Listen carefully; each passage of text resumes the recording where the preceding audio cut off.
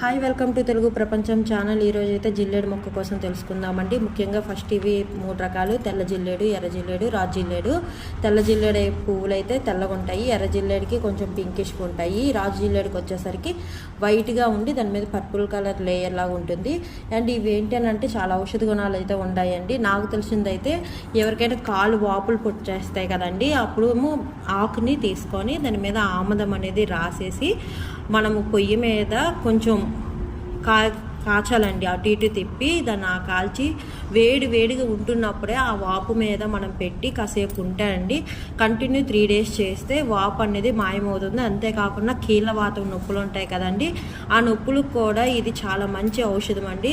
ఆ నొప్పులు ఉన్న వాళ్ళకు కూడాను ఈ జిల్లేడి ఆకుని లేదంటే జిల్లేడి పాలు పెట్టి దాంట్లో చిన్న ఆముదం చుక్క మరగబెట్టి దాన్ని రాసాము అని అంటే చాలా మంచి బెనిఫిట్స్ అయితే ఉంటాయండి. దీంతోపాటు శాస్త్రపరంగా చెప్తా అండి, వాస్తుపరంగా జిల్లేడు మొక్క ఎప్పుడూ ఆవరణంలో ఉంచుకోకూడదండి, ఇంటికి ఎదురుగా ఉంచకూడదు. దీంట్లోని నెగిటివ్ ఎనర్జీని అబ్జర్వ్ చేసే గుణాలు అయితే చాలా ఎక్కువగా ఉంటాయి. కాబట్టి ఇంటి ముందైతే ఈ మొక్కను పెంచకూడదు. ఇంటి అవతల వైపులు కానీ పెరట్లో కానీ ఈ మొక్కను పెంచుకోవచ్చు. ఇంకోటి, ఈ మొక్కకు కానీ మనము ఈ పుష్పాన్ని మనం పూజ చేస్తుంటండి ఎంత భేదవాడైనా కానీ ధనవంతుడు అవుతాడంటండి. ఇది కొంచెం క్లియర్గా తెలుసుకోండి.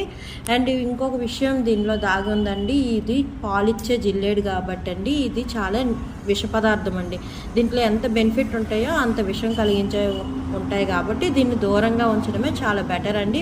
కానీ శివునికి ప్రీతికరమైంది కాబట్టి ప్రతి సోమవారం కానీ శుక్రవారం కానీ మీరు శివునికి అభిషేకం చేసేటప్పుడు లేదా వినాయకుడికి పూజించేటప్పుడు ఇవి తీసుకొని మనం పూజ చేసుకోవచ్చు. మనము దీపావళి అమావాస్య రోజు మనం ఏదైతే కాకర పువ్వొత్తులు అవి కాలుస్తాం కదండి, ఆ టైంలోని బిఫోర్గా ఈ జిల్లేడు కొమ్మలు తెచ్చేసి దాని మీద హారతి బిల్ల పెట్టి దాన్ని ముట్టించి మన ఇంటిని చుట్టూ 3 తపాలు తిరిగి ఒక్కసారిగా గట్టిగా ఇంటి గుమ్మం ఎదురుగా కొట్టాలండి. దానివల్ల నెగిటివ్ ఎనర్జీ